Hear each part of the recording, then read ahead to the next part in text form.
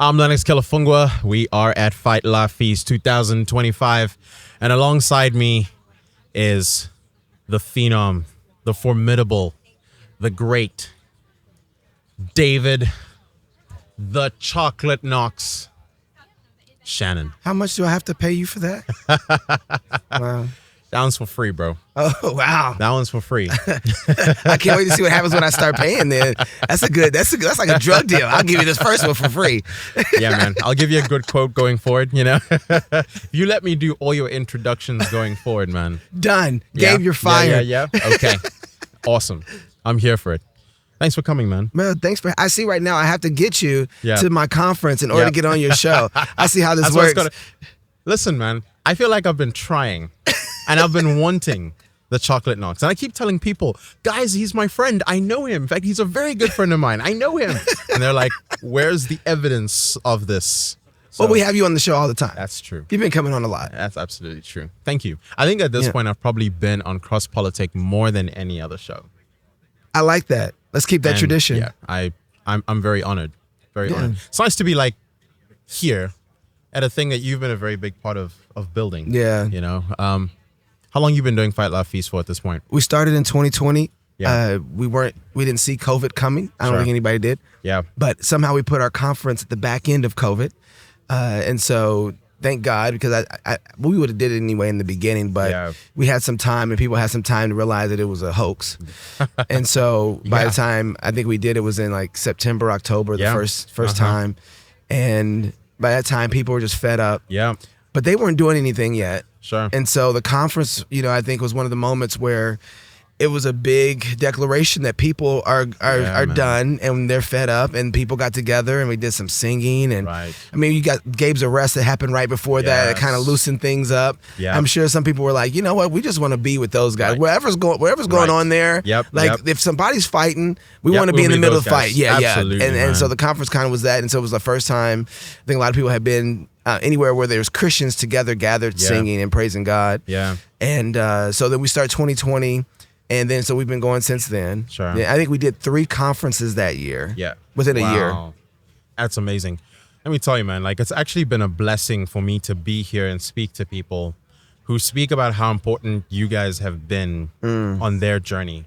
Coming out to conferences like this and them realizing, man, we're not alone. We're not crazy. We're not, that's a blessing. Yeah. And that kind of influences across the country. And I mean, you know me, I'm listening to you guys from across the world. Right, actually, right, which was crazy. Yeah, right, yeah. And several of my friends still do. So, man, like the fruit of your labors is potent, and it's evident. Here's can I put this into a different context? Yeah.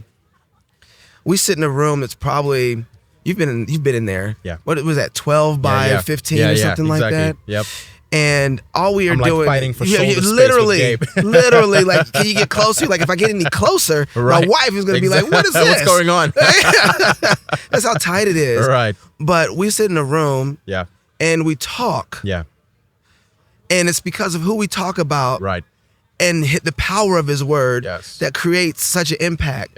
It's not the microphones. It's not the people who are on the microphones. It's literally the person who is being lifted up in a small little itty bitty room that gathers people together. And it's like, you know what? Faithfulness is the most important thing ever. Faithfulness in God, faithfulness to His Word, faithfulness to the truth, and it has an impact. And it's not you. Like if it was, I would have a bigger room. Right. I would have, I would do things so much different. But God just doesn't work like that. And it's like it's small, it's very contained, but the Spirit goes where it wants to, and it builds how it wants to, and it develops and it inspires and encourages. Yeah. Then you come to a conference like this, and you realize, man, God's got a bunch of little pockets everywhere.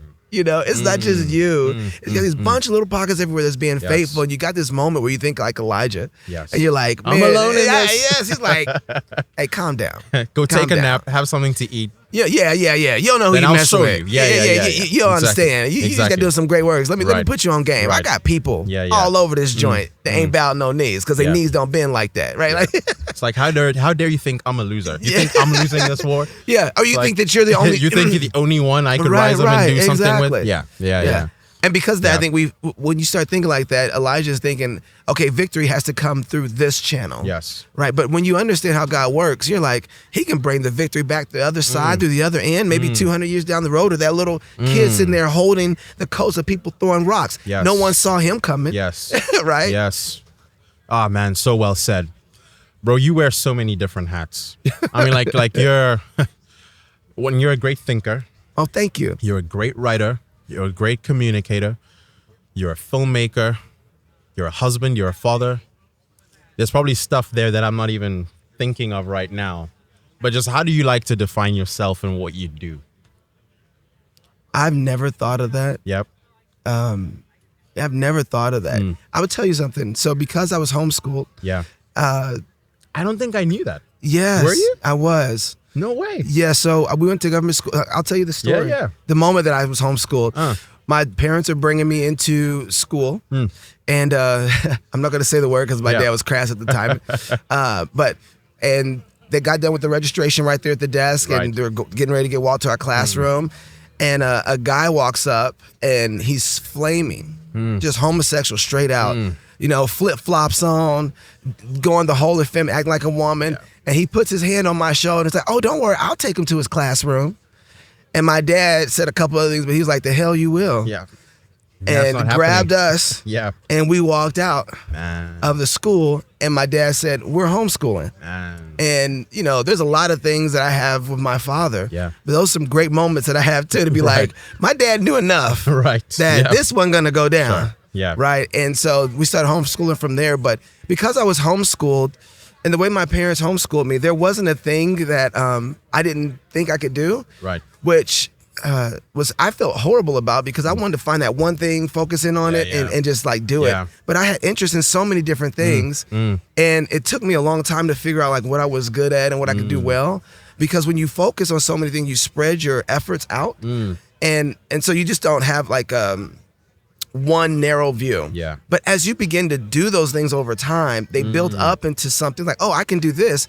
Well, business touches everything. It touches communications. It touches marketing, advertising, and art. Yeah. It touches human resources. It touches, just every product development and QC. Yes. And so when you're learning all these multifaceted things as a homeschooler, you really feel like, I don't know what I want to do with my life, right? I get it. But then when you grow up and you like, I've been training myself to function as a whole company internally, and you don't see the blessing of it, and you take it for granted even, So I don't ever think of, it's just like, well, what needs to be done? I'll go do it. That's what you're doing. That's what I'll go do. And if the opportunity is over here, I'll go do it. And when somebody takes up all the opportunity because they're better at me than this, then I'll go do something else. So I've never really put those, you know what I mean? I just like wherever the opportunity is, and the work is, if I go there, I know God is going to bless it if I do it.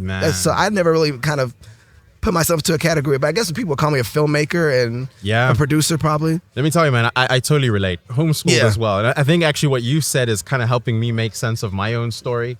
That's why I think that's why we connect with each other. We connect. So true.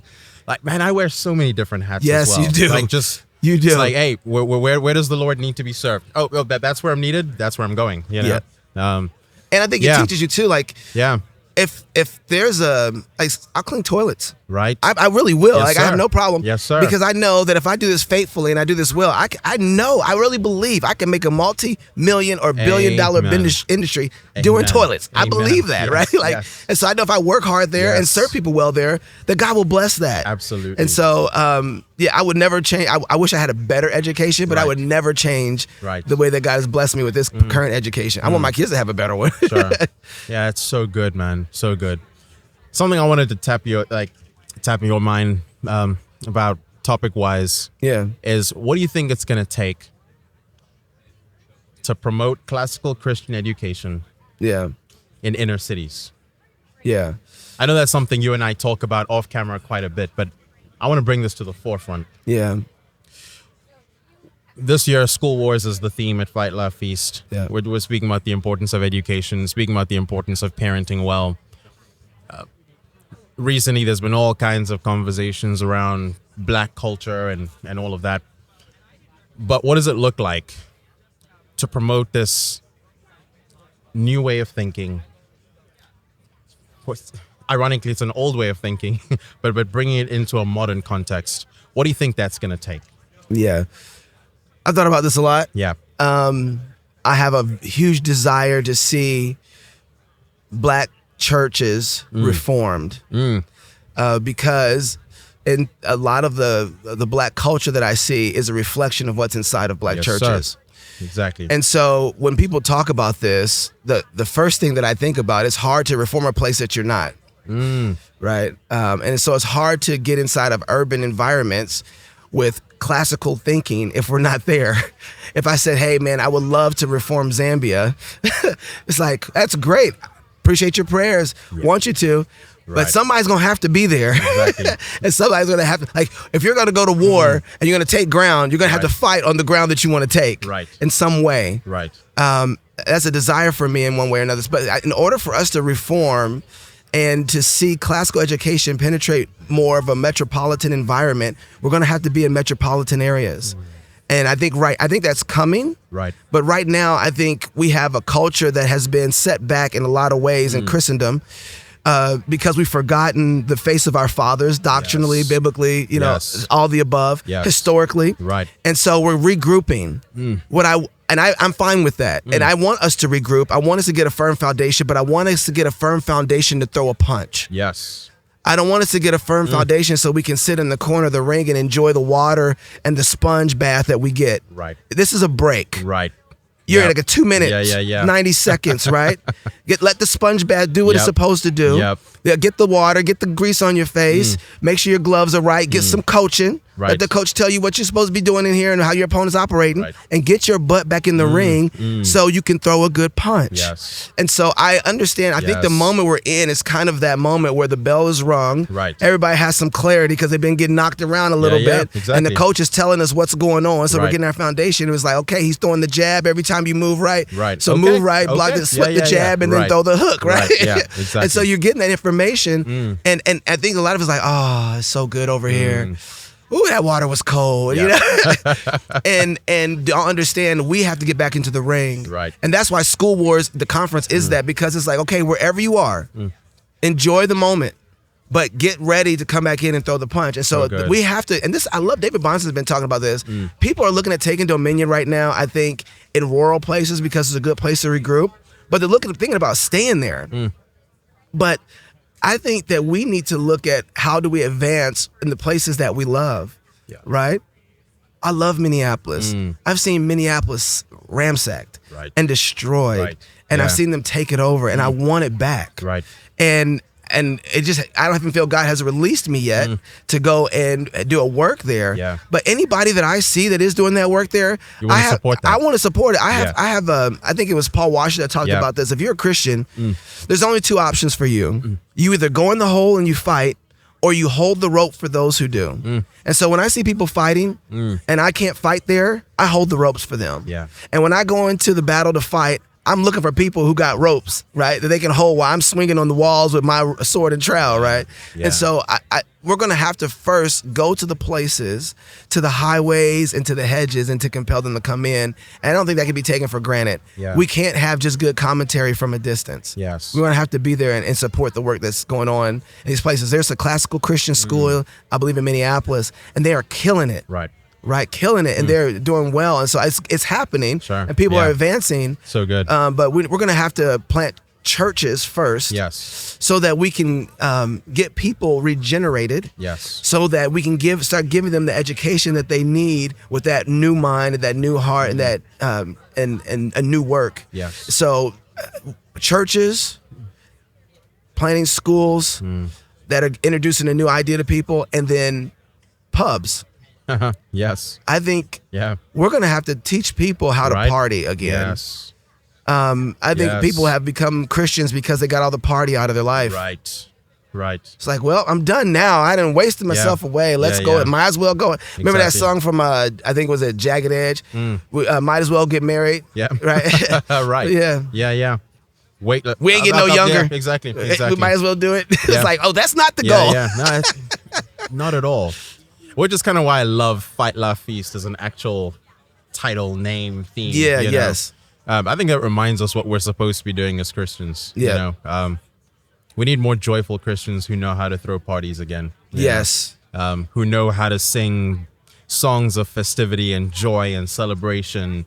Yeah, like that's actually how you build culture very effectively. Dr. Irv was talking about this in his talk. I don't know if you heard his talk. I think I was probably podcasting out here. Yeah, but he talked about it so well.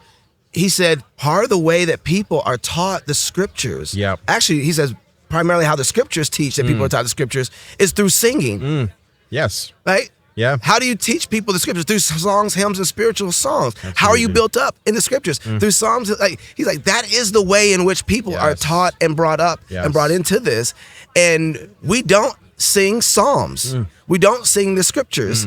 And so when we sing, like we sing for like a good feeling, but those things are supposed to have girth with it. Yes. So when people say, wow, they're not just singing a great harmony, they're singing about a great God in harmony. Right. He must have beautiful things to say. Listen to the beautiful things he has to say. Like, and it's just compelling to me. It's like, oh yeah, this truth, goodness, and beauty are not separate pieces. It's one whole thing. Yes. Right? Yeah. It's a baseball. It has a hard core. It has threads. It has, it's like you throw that thing, Truth, goodness, and beauty is not separate. They're all together working as one. Yes. Yes. Yeah. So, amen, brother. Amen.